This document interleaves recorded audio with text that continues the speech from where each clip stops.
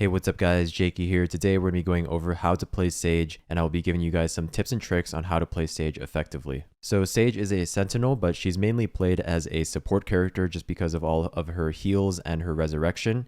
So let's start off by going over all of Sage's abilities. So Sage's first ability is called Barrier Orb, and you can see you just equip a Barrier Orb, and firing will place a wall that fortifies after a few seconds. Alt fire rotates the targeter.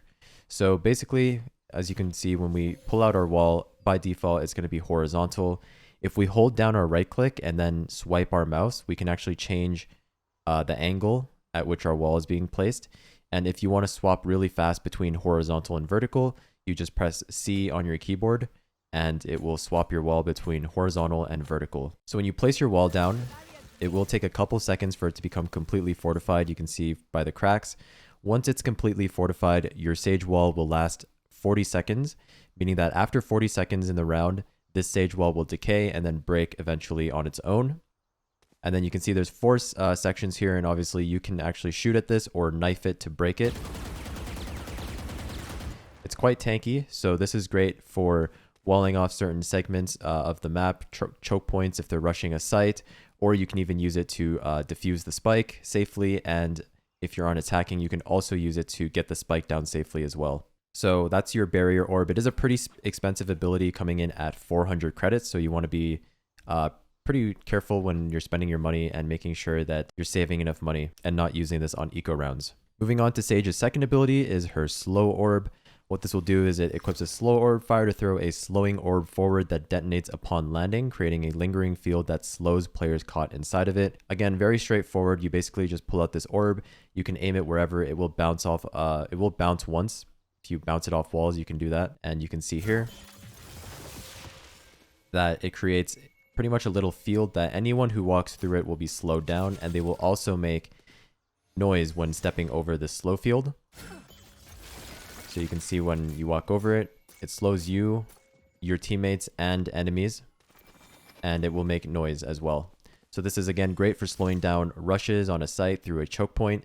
If they're rushing your site, you can throw it, let's say like right here, like at a choke point, and then they're forced to run through this slow. So it's great when paired with stuff like Molotovs and any type of grenade utility. This is great for doing damage when they're rushing a site. Next up is going to be Sage's main ability, which is her signature Healing Orb. Equips a Healing Orb fire with your crosshairs over a damaged ally to activate a heal over time on them. Alt fire while Sage is damaged to activate a self-heal. So with the latest patch, this self-heal was actually nerfed. So when you heal an ally, it will heal them for 100 health. And if you heal yourself, it will only heal you for 30 health. So this is why Sage is a support agent, and it's better to play her selflessly for your team instead of selfishly. So whenever you have your heal orb, even if you're hurt, you want to prioritize saving it for your teammates, unless, of course, you're like the last one alive. Or healing yourself in that situation is more important, but that's really going to be up to the specific situation. But 9 times out of 10, you're going to be wanting to save your heal for a teammate because it will heal more when you heal your teammate. So you can see here, if I heal my teammate here who's like half health, it will pretty much heal them up to full. But if I heal myself, it will only give me 30 health. So you can see I was at 43, and over time, it will heal me up to 73. It just heals less when you heal yourself. So there you go, 73. So again, you want to prioritize your heal orb for your teammates. And then last is going to be Resurrection. This is going to be Sage's ultimate ability. This costs 8 skill points to use, so it's actually quite expensive. And this is exactly what it sounds like. Equip a Resurrection ability, fire with your crosshairs placed over a dead ally to begin resurrecting them. So yeah, this is just a res. If you have a teammate who's dead, you can res them. Alright guys, so this is what the res looks like, and this is how you use it. So basically you just pull it out and you go close to a dead ally, and you'll see this little effect around them. And you basically just click on them, and that's pretty much it. So you just click on them like this, and it will res them up just like that. So that's basically how the res works on Sage. So as you can probably see, Sage is a very straightforward agent to play. She's very simple and easy to learn, but let's go over how to use her abilities in-game effectively. Starting with her wall, like I said earlier, this is a great ability to save. A lot of mistakes that a lot of low elo players, low elo sages will make is they'll use their wall right off the bat at the beginning of a round, which in certain circumstances is okay, but 9 times out of 10, you want to be saving your wall for very specific situations. For example, instead of walling garage right off the bat, you could save it for when you know for sure that they're trying to do maybe like a C-split and then wall, or you can even save your wall for retake to help your team defuse the spike easier. This is especially important for pistol round. I think it's very important on pistol round as a Sage to save your wall, because pistols obviously are going to do very little damage to Sage wall, and so this is a very common plant spot for the spike. What you can actually do is if you're retaking with your team and they're playing long to spam the spike, you can actually just wall it off vertically like this and then start defusing the spike. And the reason you want to wall vertically is just because it creates more walls that the enemy needs to break in order to actually shoot at you. If you were to wall it horizontally, they just have to break one section of your wall and then they can just start spamming you. But if you wall vertically like this, they actually have to break all 4 sections of your wall in order to shoot at you defusing the spike.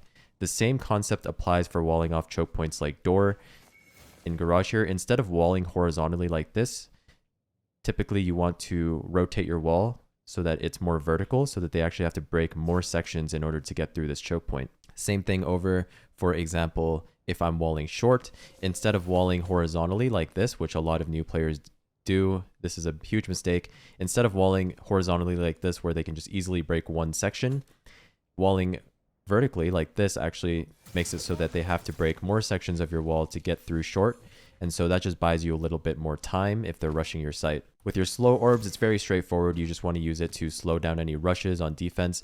So if they're rushing A and you want to slow down the rush, you can slow off short as well as long in order to buy time for your team to rotate and help you. And then for attacking, obviously, if you're taking the site, you can slow off, like CT just to stop them from retaking super fast and just use it to delay the retake.